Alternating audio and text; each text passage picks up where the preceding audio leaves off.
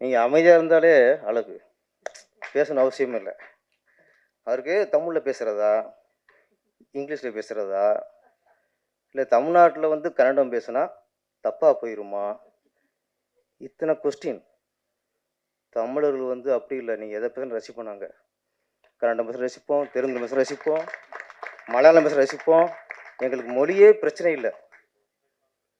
தமிழர்கள் மாதிரி பெருந்தன்மையாளர் யாருமே இல்லைங்க.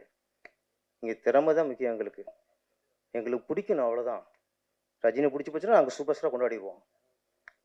சரோஜதேவி பிடிச்சி போச்சுன்னா கன்னட க்ளீனாக பட்டம் வைப்போம். நாங்கள் வைப்போம், தைரியம் வைப்போம். கன்னட க்ளீன்ட்டு நீ கன்னட பைங்கில் அவர் தேவராஜை கட்ட வச்சுருக்காரு. அவங்களுடைய அந்த காலகட்டமில்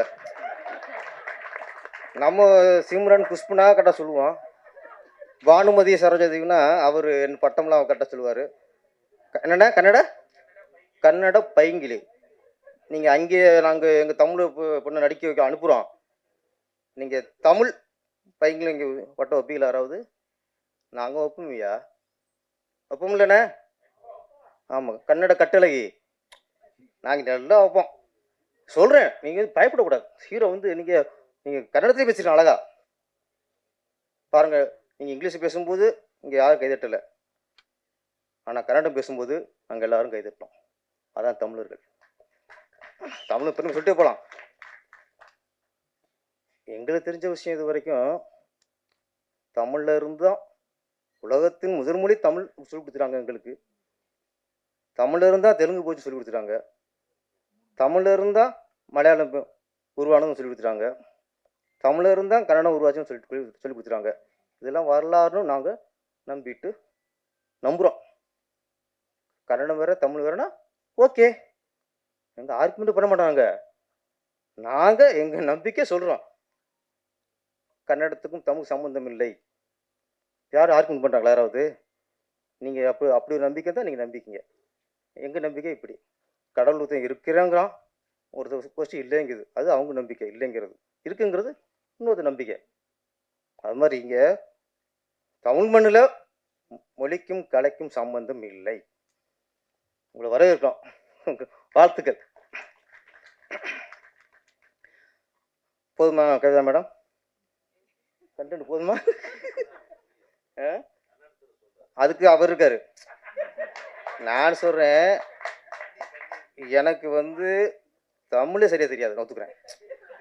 ஆனால் எங்கள் தலைவர் இருக்கார்ல, இயக்குனர் தலைவர், தமிழோட கன்னடம் அழகாக பேசுவாங்க. உண்மையை நான் உங்களுக்கு சொல்கிறேன். உண்மை இல்லையா?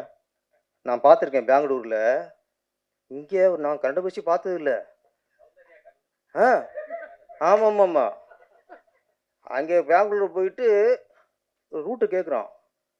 நான் எப்படா கேட்குறேன், அப்படியே கன்னட கவிதை மாதிரி வருது. அவன் டிரைவர் மேலாடுறான். அவரை விட இவன் நல்லா பேசுகிறார். கன்னடத்தில் பெங்களூரில் இருக்க டிரைவரை விட அவர் திருத்துறாரு, அப்படி பேசக்கூடாது அப்படிங்கிறாரு. என்னடா அது? அப்போ அந்த அளவுக்கு கற்று வச்சிருக்காரு. ஏன்னா அவர் நினச்சிருக்காரு, இங்கேயும் இல்லை அங்கேயும் ஒரு எஜமான் எடுக்கணும், அங்கேயும் ஒரு சின்ன கொண்டு எடுக்கணும்னு நினச்சி கற்றுக்கிட்டாரு நினைக்கிறேன். நீங்கள் அப்புறம் தனியாக சொல்லுங்க. நிறையா பேசுவார். இப்போ நான் சொன்னது அழகாக சுருக்கமாக திருக்குறமாக சொல்லிடுங்க. போட்ட சொல்லிடுங்க.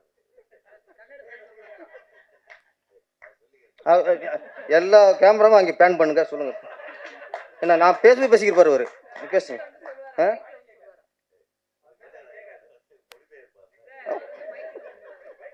நீ ஓகே புரியுமா? சரி.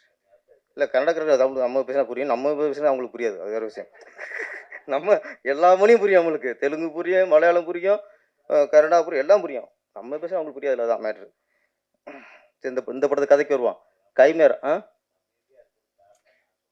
அப்புறம் இல்லை 4 பொண்ணு 3 பொண்ணு வரிசையாக உட்கார வச்சுட்டிய. அந்த பக்கம் நான் உட்காந்துட்டேன். என் மூச்சை பார்த்தாரு. எப்படி பேச்சு வரும்? அவ்வளோ கைமேரா. இயக்குனர் ஏற்கனவே 2 படம் பண்ணவர். படம் மேக்கிங் விஷுவல் எல்லாம் பார்க்கும்போது ஒரு திறமையான இயக்குனர் பண்ண படம்னு தெரிஞ்சிச்சு எங்களுக்கு. ஏன்னா ஒரு த்ரில்லர் கொண்டு வரங்கிறது பெரிய விஷயம். அது ஏதோ கதை ஒன்று இருக்குது அப்படின்னு யோசிக்க வைக்குது, குழப்பத்தையும் உண்டாக்குச்சு. ஆனால் ஒன்று சொல்லி பேசிட்டாங்க. மனிதர்களோட அணுக்களோடு மிருகத்தோட அணுக்களை சேர்த்துட்டா மனிதன் எப்படி மிருகமாகிறான். எங்கெங்க மனுஷங்க இருக்காங்க? இங்கெங்க மனுஷங்க இருக்காங்க? 100ல் 90 பேர் மிருகமாக தான் இருக்கும். அப்போ ஏற்கனவே மிருகமாக தான் இருக்கும். இதில் வேற நீ மிருகத்தோட அணுக்களை சேர்த்தீங்கன்னா என்னது ஆகும்? நாடு இப்படி உருப்படும். ஏற்கனவே சாத்தான்குளத்தில் பார்த்துட்டோம். அங்கேயோ லாக்அப் மட்டும் நடந்துச்சு. அங்கே ஏற்றிருப்பாங்க போல இருக்கு. அடிச்சு கொண்டாங்கல்ல, அவங்க உடம்புல மிருகத்தோட ஏற்றிருப்பாங்க போல இருக்கு. இப்போ திருப்புவனம் கொண்டே விட்டாங்க, அடிச்சே கொண்டு விட்டாங்க. நகை திருநானா திருடலையா, அந்த பொண்ணு கொடுத்தது பொய் புகாரா இல்லை உண்மையா, அதெல்லாம் அடுத்த விஷயம். அதெல்லாம் வந்து விசாரணையில் வரும். என்னதான் இருக்கட்டுங்க, அடிச்ச கொண்டுருக்காங்கல்ல, அது எப்படி மனுஷனாக இருக்க முடியும்? எப்படி மனுஷனாக இருக்க முடியாம? அது மிருகங்கள். அந்த மிருகத்தில் போய் எப்படி மிருக அணுக்களை சேர்க்க முடியுமா? முடியாது. அது மாதிரி இந்த நிறைய பாலியல் பலாத்காரம் பண்ணுறாங்க, கல்லூரிலேயே பண்ணுறாங்க. அவங்க மனுஷங்களா? அவங்க மிருகங்கள். ஏன்னா ஒன்று நாட்டில் பார்த்தா நிறைய மிருகத்தன்மை அதிகமாக மனுஷன்ட்டு இருக்குது, மனிதத்தன்மை ரொம்ப கம்மியாக இருக்குது. இந்த கதைப்படி இவங்க சொல்கிறாங்க மனுஷனுக்குள்ள போய் மிருகத்தை பண்ணுறாங்கட்டு. ஆனால் சரி, மிருகம் உடம்பு இருக்குல்ல, மிருகம் உடம்புக்குள்ள இந்த மனுஷனோட அணுக்களை சேர்த்தா ஓரளவு மனுஷத்தன்மை வரலாம், நல்ல மனுஷனோட அணுக்களை. ஆனால் மனுஷனோட இதுக்குள்ள நீங்கள் சேர்த்தீங்கன்னா இன்னும் மிருகமாவாம். நாட்டு நடப்பு அப்படிதான் இருக்குது. அப்புறம் இந்த படம் பார்க்கும்போது யாரோ குறிப்பிட்டாங்க, பெண்கள் ஆணுக்கு நிகரா, சார் சொன்னீங்க, ஆணுக்கு நிகரான்ட்டு தண்ணி அடிக்கிறது இல்லை, தம் அடிக்கிறது இல்லை, கஞ்சா அடிக்கிறது இல்லை, இதில் தான் ஆணுக்கு நிகராக போட்டி போடுறாங்கன்ட்டு. ஒரு விஷயத்தை நம்ம இங்கே இன்னைக்கு நிறைய இடத்துல போதை கலாச்சாரம் அதிகமாகிடுச்சு, தண்ணி அடிக்கிறது அதிகமாகிடுச்சு, கஞ்சா வியாபாரம் அதிகமாகிடுச்சு, கஞ்சா குடிக்கிறது அதிகமாகிடுச்சு. இங்கே சினிமாக்காரங்க கொஞ்சம் உஷாராக இருக்கணும், இங்கே கொஞ்சம் பொறுப்பாகவும் இருக்கணும், உஷாராகவும் இருக்கணும். ஏன்னா நாட்டில் எத்தனையோ பேர் தண்ணி அடிச்சுட்டு தெருவில் எடுக்கிறான், தண்ணி அடிச்சுட்டு கூத்து அடிக்கிறான், தண்ணி அடிச்சு அவ்வளோ அநியாயம் பண்ணிக்கிட்டு இருக்கான். அது செய்ய தான் போயிடும். ஆனால் சினிமாக்காரங்க யாராவது எங்கேயாவது தண்ணி அடிச்சுட்டு அந்த ஸ்டில் கிடச்சா போதும், அதுதான் எனக்கு தேசிய பிரச்சனை. அது தேசிய பிரச்சனை.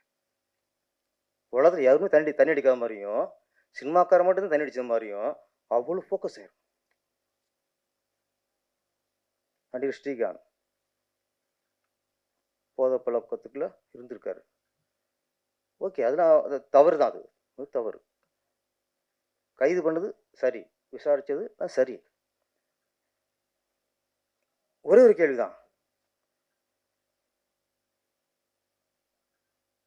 பல்கலைக்கழகத்தில் ஒரு பொண்ணை ஒருத்தர் கற்பழிச்சார்ல, அவர் பேசுறதா ஞாபகம் இருக்குமா? இந்த அளவுக்கு படம் பிடிச்சி அவளை ஃபோக்கஸ் பண்ணாங்களா? இல்லை. இந்த திருப்போணத்தில் ஒருத்தர் அடிச்சே கொண்டாங்கல்ல, 5 போலீஸார் கைது பண்ணாங்கல்ல, அவங்க ஃபோட்டோ இருக்கா, மூஞ்சி அவங்க ஞாபகம் இருக்கா? அவங்க வீடியோ யாராவது காட்டினாங்களா? ஒருத்தர் அடிச்ச கொண்டிருக்கான் சார். ஏதோ ஒரு எங்கேயோ எடுத்த ஃபோட்டோ தான் நம்மளுக்கு ஃபேஸ்புக்கில் போடுறாங்களே தவிர, இது ஒரு பேப்பரில் எதுலையோ தனித்தனியாக ஃபோட்டோ போட்டு அவங்க அரெஸ்ட் பண்ண வீடியோ போட்டு அவங்க அரெஸ்ட் பண்ணி ஜெயிலில் தள்ளினாங்களா, அந்த வீடியோ போட்டு காட்டினாங்களா? காட்ட மாட்டாங்க. ஆனால் ஒரு நடிகர் ஒரு போதை பழக்கத்துக்கு போதையில் இருந்திருக்காருன்னு ஒரே காரணத்துக்காக ஒரு தீவிரவாதி மாதிரி, ஒரு பயங்கரவாதி மாதிரி அவங்களுக்கு அரெஸ்ட் பண்ணதில்லை, ஜீப்பில் ஏற்றுனதுலேருந்து காரில் கொண்டு போகிறதுலேருந்து அவ்வளவு நாட்டில் குண்டு வச்சு ஒரு 200-3000 பேரை கொன்னது மாதிரி ஒரு அவ்வளோ பில்டப். போதை பழக்கம் வேற எங்கேயுமே இல்லை. போதை வித்தான் பாருங்க, 2000 கோடிக்கு அவன் கூட சரி அது ஸ்டில் நம்மளுக்கு வந்ததில்லை இது வரைக்கும். வித்தவன் கூட ஸ்டில் கூட வந்ததில்லை. நான் சினிமாக்காரங்களாம் கொஞ்சம் நான் சொல்கிறேன், அதுக்கு நான் நியாயப்படுத்தலை. கொஞ்சம் உஷாராக இருக்கணும். நம்ம கொஞ்சம் உதாரணமாக இருக்கணும். நம்ம இந்த மாதிரி தப்பில் மாட்டினா நம்மளை தேச துரோகி மாதிரி காட்டிடுவாங்க, இந்த உலகம் காட்டிடும் சினிமாக்காரனை மட்டும். ஆனால் தேச துரோகம் பண்ணாலும் அப்படி காட்டாது. இந்த சின்ன சின்ன தவறு பண்ணவங்கள தேச துரோகம் பண்ண அளவுக்கு நம்மளை காட்டிடும். அதனால் சினிமாக்காரெல்லாம் கொஞ்சம் நம்ம கொஞ்சம் கவனமாகவும் இருக்கணும். இதில் காட்டுது படம் தான். இதில் பெண்கள் வந்து தண்ணி அடிக்கிறாங்க, தம் அடிக்கிறாங்க. இது கதாபாத்திரம் பார்த்துட்டு மறந்துடணும். இதே இது ஒரு நடிகை வந்து எங்கேயாவது பப்ளிக் தம் அடிச்சு ஒரு சில் கிடைக்கிட்ட முடிச்சு அவ்வளோதான். ஒரு மாதத்துக்கு வச்சு செஞ்சுடுவோம். அது மாதிரி இந்த இந்த கைமாறாங்கிறது சயின்டிஸ்டாக சொல்கிறீங்க. நிறைய அந்த சமூக வலைதளங்களையும் இந்த மாதிரி மிருகங்கள் இருக்காங்க சொல்ல வரேன். மிருகங்கள் இருக்காங்க. வன்மம் கக்குறது. ஒரு படத்தை பார்க்காமலே எப்படி இருக்குன்னு தெரியாமலே அதை ஓச்சிறது. இது ஒரு நோய் இருக்கு, இப்போ வந்திருக்கு. இப்போ ரோல் பண்ணுறது இவங்களுக்கு பிடிக்கலன்னா மக்களுக்கு பிடிக்கலன்னு நினச்சி வச்சுருது. இவங்களுக்கு பிடிக்கல வச்சுங்களேன், மக்களுக்கே பிடிக்கூடாங்கிற அளவுக்கு ரோல் பண்ணுறது. இது ஒரு மிருகம் தான். இதுக்குள்ளே போய் இன்னொரு நம்ம சேர்த்து வச்சுங்களேன், யாரும் படமே எடுக்க முடியாது, ரிலீஸே பண்ண முடியாது, அந்தளவுக்கு ஆயிரும். நம்ம இயக்குனர் மாணிக் ஜெய் புது முயற்சி. நான் இந்த மாதிரி ஒரு கண்டென்ட் யாரும் பண்ணதில்லை. ஒரு புது முயற்சி. இந்த முயற்சி வெற்றி அடையணும். வெற்றி அடையணும்னா அதுக்காக நீங்கள் மனுஷனுக்கு போய் மிருகத்தோடு சேர்த்து வெற்றி அடிக்காது. என்ன, மனிதர்களுக்குள்ள நல்ல ஆத்மாக்களோட அணுக்களை சேர்ப்போம் கொஞ்சம். அந்த மாதிரி அடுத்து ஒரு படம் எடுங்க. நன்றி, வணக்கம்.